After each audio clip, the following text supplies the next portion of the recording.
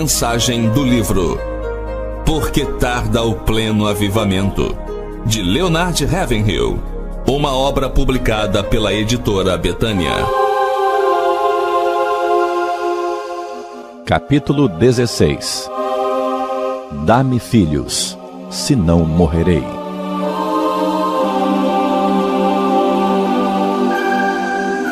É imprescindível que tenhamos um avivamento, pois as portas do inferno estão escancaradas para esta geração depravada. Precisamos de um avivamento e dizemos que o queremos. Entretanto, apesar de os crentes superficiais de hoje quererem que os céus se abram e Deus derrame um despertamento sobre nós de forma mecânica, a verdade é que ele não mecanizou o seu relógio glorioso de poder para ajustá-lo ao maquinário religioso de hoje, que funciona a poder de relógio.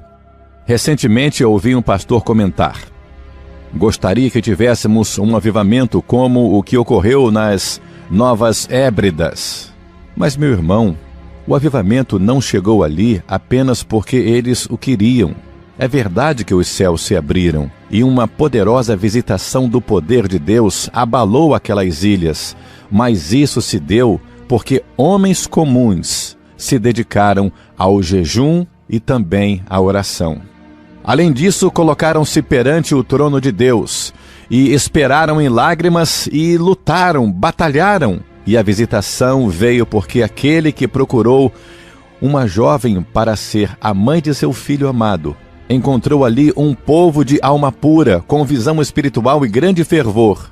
Um povo que não orava com segundas intenções. Suas petições não tinham o objetivo de resgatar da vergonha uma denominação fracassada. Não, o alvo deles era tão somente a glória de Deus. Não tinham ciúmes de outros grupos denominacionais que estivessem crescendo mais que eles. Ansiavam pelo Senhor dos Exércitos, cuja glória estava jogada na lama, cuja casa estava com os muros derribados e suas portas queimadas a fogo. Não basta ser uma igreja fundamentalista bíblica para que o Espírito Santo seja atraído para ela. Amados, existem milhares de igrejas assim na terra. Uma jovem e um jovem de 17 anos podem se achar biologicamente preparados para gerar um filho e podem até estar casados, mas isso, por si só, não justifica a geração da criança. É preciso ver se eles teriam segurança financeira para cuidar de todas as necessidades que surgissem. E será que se encontram suficientemente amadurecidos para criar o menino no caminho em que deve seguir? Se houvesse um avivamento em algumas igrejas, ele acabaria em uma semana. Sabe por quê? Pois onde estariam as mães em Israel para cuidar dos bebês em Cristo Jesus? Quantos de nossos cristãos sabem tirar uma pessoa das trevas e conduzi-las para a luz? Na condição em que algumas igrejas estão, seria desastroso confiar-lhes novos convertidos. Seria o mesmo que colocar um recém-nascido dentro de um congelador. É isso mesmo. O nascimento de uma criança é precedido de meses de esforços, em que a mãe carrega seu peso e pelo penoso trabalho de parto. O nascimento de um filho espiritual também é assim. Jesus orou por sua igreja, mas depois, para que ela nascesse, ele teve de entregar a própria vida. Também Paulo orava noite e dia com o máximo empenho pela igreja. Mas não é só isso. Ele sofreu o trabalho de parto em relação a pecadores. E Sião só deu à luz filhos quando passou pelas dores de parto. E embora hoje muitos pregadores estejam por aí clamando: importa-nos nascer de novo, quantos deles poderiam dizer o mesmo que Paulo? Porque ainda que tivesses milhares de preceptores em Cristo, não terias contudo muitos pais, pois eu, pelo Evangelho, vos gerei em Cristo Jesus. Então ele os gerou na fé do Evangelho. Ele não diz apenas que orou por eles, mas dá a entender que sofreu a dor de parto por eles. Se o número de nascimentos físicos fosse igual ao de nascimentos espirituais, a raça humana estaria hoje quase extinta. Nós costumamos dizer que para viver a vida cristã é preciso orar muito, mas a verdade é que para orar de fato é preciso viver a vida cristã. Se permanecerdes, pedireis, isto é, orareis. Estou ciente de que orar pela salvação de nossos entes queridos está incluído em pedir, claro, mas orar não é só pedir. Certamente orar é nos colocar em posição de submissão ao Espírito Santo, para que ele possa operar em nós e por nosso intermédio. Lemos no 1º capítulo de Gênesis que todos os seres vivos geravam outros segundo a sua espécie, e na regeneração também aquele que é nascido de novo deve gerar outros, filhos espirituais. Nós, os evangelistas, acabamos ficando com méritos que não são nossos. Sei de uma senhora crente na Irlanda que está sempre orando por este pobre pregador. E muitos outros estão sempre me dizendo: tenho intercedido a Deus pelo irmão todos os dias. Foram eles que geraram muitos dos salvos que são creditados à minha pessoa. Na verdade, em muitos casos, eu apenas atuo como uma espécie de parteiro. No dia do juízo, veremos crentes desconhecidos receberem um maravilhoso galardão. Às vezes penso que nós, os pregadores, que estamos sempre aparecendo perante o púlpito, estaremos entre os que serão menos galardoados. Conheço, por exemplo, alguns que hoje pregam sermões que pregaram há 20 anos e que não servem mais para gerar filhos espirituais. Esse tipo de pregador é dos que oravam e não oram mais. Faz algum tempo um deles me confessou: hoje não oro mais o quanto eu orava antigamente, mas sei que Deus compreende a minha situação. Ele compreende sim, mas não nos justifica, pois se não orarmos é porque estamos por demais atarefados, mais do que Ele quer que estejamos. É verdade que a ciência conseguiu minorar em muito o sofrimento de um parto hoje, em relação aos que nossas mães e avós enfrentaram, mas ela nunca conseguirá reduzir a duração dos longos meses de espera necessários para a criança ser formada.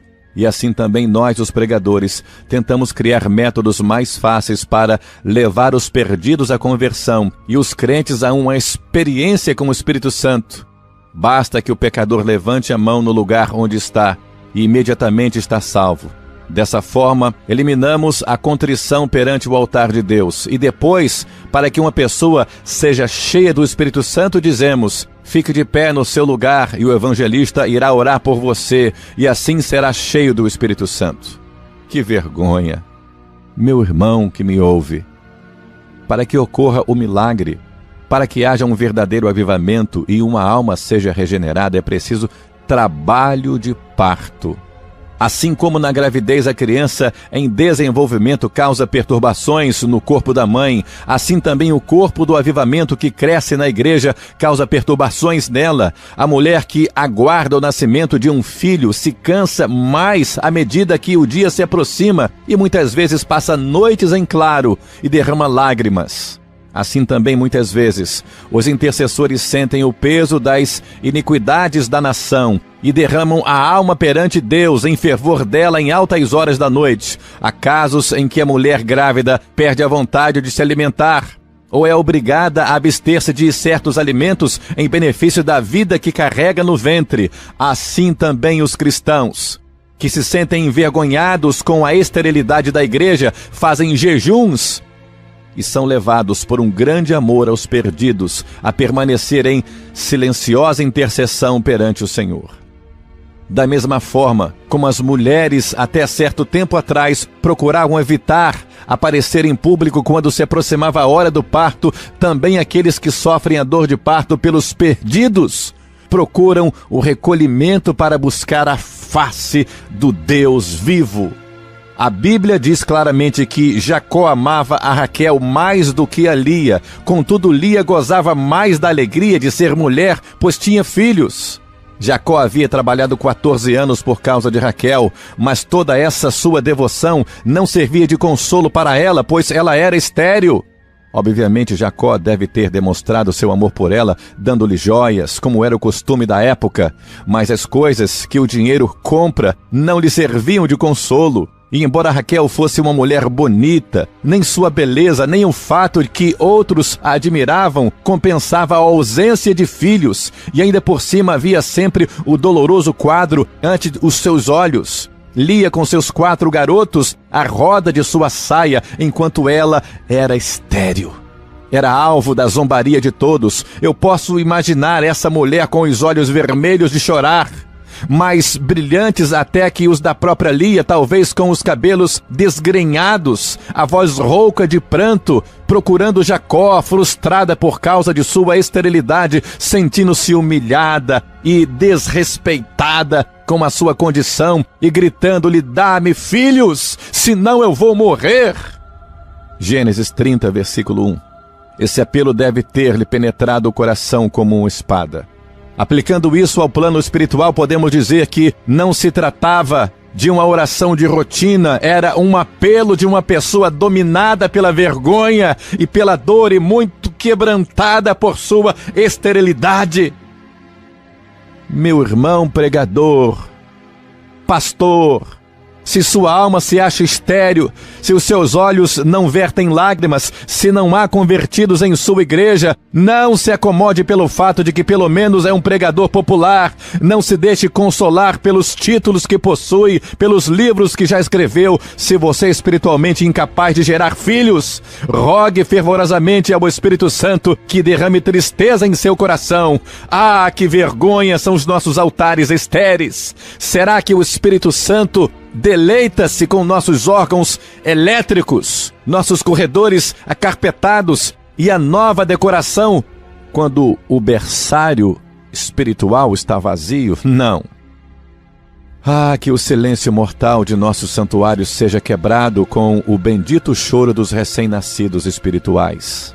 Não existe uma fórmula única para avivamento. Embora nasçam crianças todos os dias em toda parte, sempre da mesma forma, são todas diferentes umas das outras. Assim também em todas as eras tem havido avivamentos gerados pelo mesmo processo: angústia de alma, oração incessante e preocupação com a esterilidade, mas todos eles são diferentes entre si. Jonathan Edwards tinha uma grande igreja e não passava por apertos financeiros, mas era atormentado pela estagnação espiritual, e tanto lhe pesava o estigma da esterilidade espiritual que afinal sua alma entristecida buscou a misericórdia de Deus, num silêncio banhado de lágrimas, até que o Espírito Santo desceu sobre ele.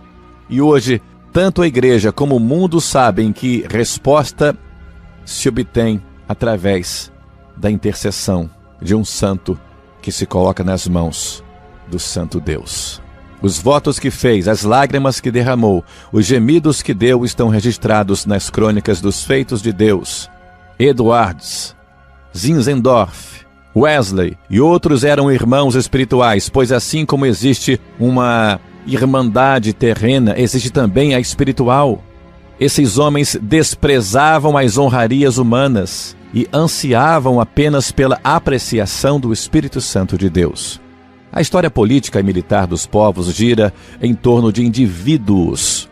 Ela contém um sem número de nomes daqueles que chegaram ao poder e fizeram o mundo tremer. Pensemos no gênio maligno de Hitler, por exemplo.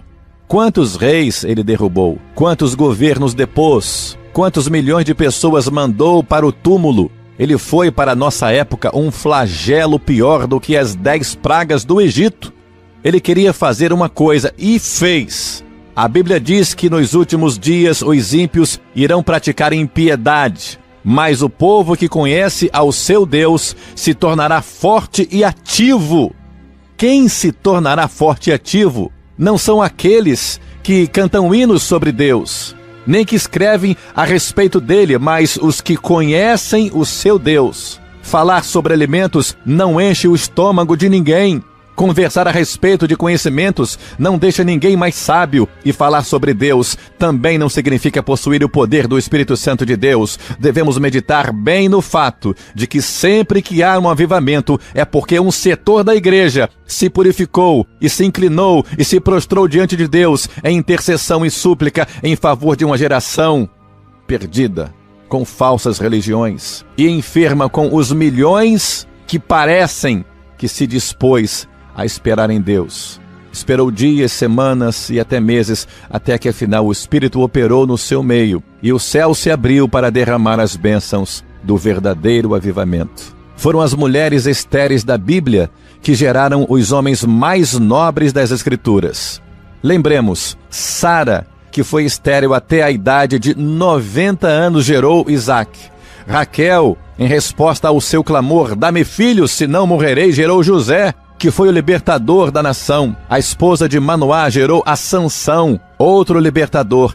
Ana, de alma abatida, chorou no santuário, se comprometeu com Deus, perseverou em oração, ignorou a zombaria de Eli, derramou a alma perante Deus e foi atendida, pois gerou a Samuel, que se tornou um profeta de Israel. Rute, que além de estéril era viúva, encontrou misericórdia diante do Senhor e gerou a Obed, que gerou a Jessé, que por sua vez foi o pai de Davi, de cuja linhagem veio o nosso Salvador, Jesus. Isabel, Novo Testamento, que era já bastante idosa, gerou a João Batista, a respeito de quem Jesus afirmou que não havia profeta maior que ele dentre os nascidos de mulher. Se essas mulheres não tivessem se sentido humilhadas pelo fato de não terem filhos, que homens valorosos a nação teria perdido. Assim como uma criança ao nascer salta para a vida, assim também acontece com o avivamento.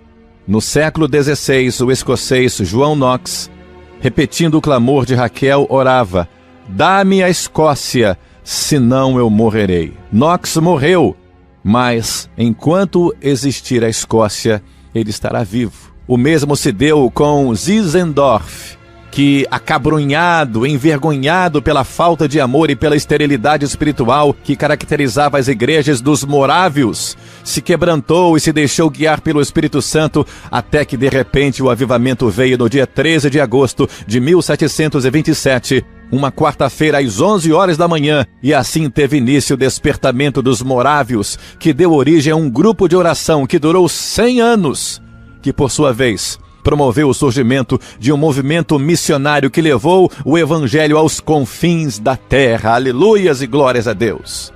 A igreja de nossos dias devia estar mais empenhada em evangelismo que gere filhos espirituais, mas na realidade está mais envolvida em programas estéreis.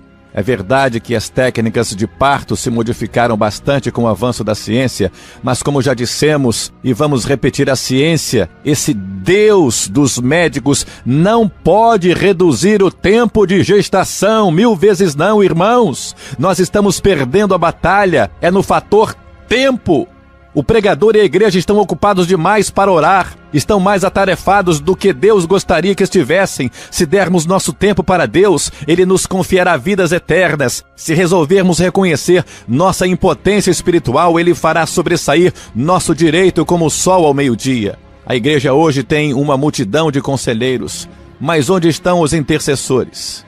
Embora ela possa se gabar de que nunca em sua história teve, em termos numéricos, uma frequência tão grande, ela tem que admitir também que nunca teve um número tão baixo de novos nascimentos legítimos, nascimentos espirituais. O rol das igrejas está aumentando, mas não necessariamente o reino de Deus.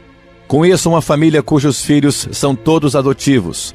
Acho que muitos dos pregadores hoje estão adotando filhos, mais que gerando. O adversário da multiplicação é a estagnação.